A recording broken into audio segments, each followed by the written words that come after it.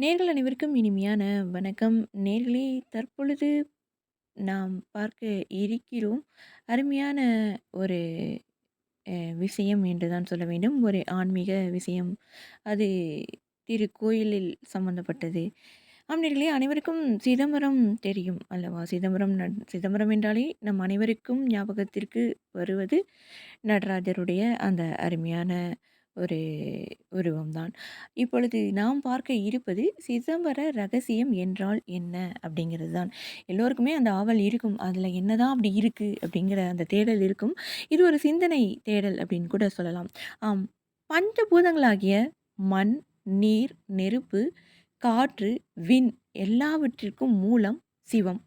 சுத்தவெளி, வெட்டவெளி, சூனியம், அனாதி, கடவுள் என பல பெயரிட்டு அழைத்தாலும் எல்லாம் ஒன்றே. பஞ்சபூதங்களுக்கும் தனித்தனியாக விசேஷ கோவில்கள் இருக்கிறது அப்படிங்கிறது நம்ம எல்லோருக்குமே தெரியும். எடுத்துக்காட்டாக நெருப்புக்கு திருவண்ணாமலை போல.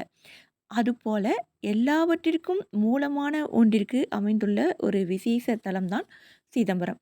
சரி, சிதம்பர ரகசியம் என்றால் என்ன அப்படிங்கிறத பார்க்கலாமா? நவீன விஞ்ஞான நுட்பங்கள் கூட போட்டி போட முடியாத சிறப்புகளை நம் முன்னோர்கள் தங்கள் அறிவால் உருவாக்கியிருப்பதற்கான சாட்சியே தில்லை நடராஜர் கோயில்.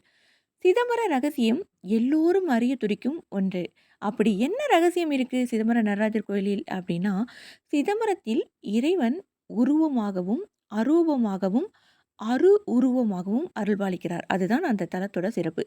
பக்தி மார்க்க உருவ வழிபாடும், ஞான மார்க்க அரூப வழிபாடும் இணைந்த ஒரு அற்புத ஸ்தலம் என்று சொல்லலாம். உருவம் நடராஜர், உருவம் ஸ்படிகலிங்கம், அரூபம் சிதம்பர ரகசியம். புராணங்கள் சிதம்பர ரகசியத்தை தக்ரம் என்று குறிப்பிடுகிறது. இந்த ரகசிய ஸ்தானம் சிற்றபையில் சபாநாயகரின் வலப்பக்கத்தில் உள்ளது. ஒரு சிறு வாசல். இதில் உள்ள திரை அகற்றப்பட்டு ஆராத்தி அங்கே காட்டப்படும். இது எப்பொழுதும் திரஸ்கிரீனி என்கிற நீல வஸ்திரத்தால் மூடப்பட்டு இருக்கும்.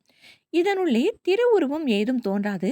தங்கத்தால் ஆன வில்வதள மாலை ஒன்று அங்கு தொங்கவிடப்பட்டிருப்பது நமக்கு தெரியும்.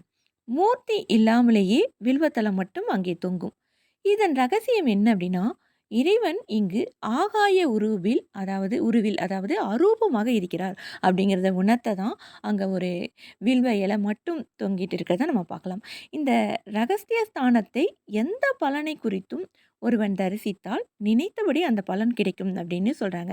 அதாவது வந்து அங்கே அமைஞ்சிருக்கிற அந்த ரகசிய ஸ்தானத்தை எந்த பலன் ஏதாவது வந்துட்டு ஒரு பிரார்த்தனை அப்படின்னு நினச்சிக்கிட்டு போய் அங்கே தீபாவளை காட்டும்போது நினச்சிங்கன்னா அந்த பலன் கிடைக்கும் அப்படின்னு சொல்கிறாங்க.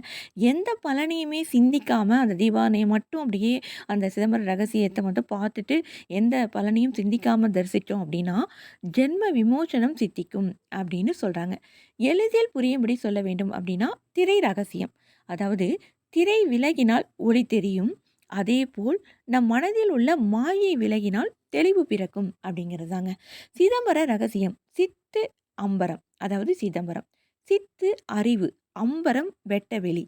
அகன்ற பெருவெளியில் நிறைந்திருக்கும் இறைவனை உறவில் வழிபடுவதை விட வெட்ட வெளியை அதாவது அருவத்தையே இறைவனாக வழிபடுவதே சிதம்பர ரகசியம்.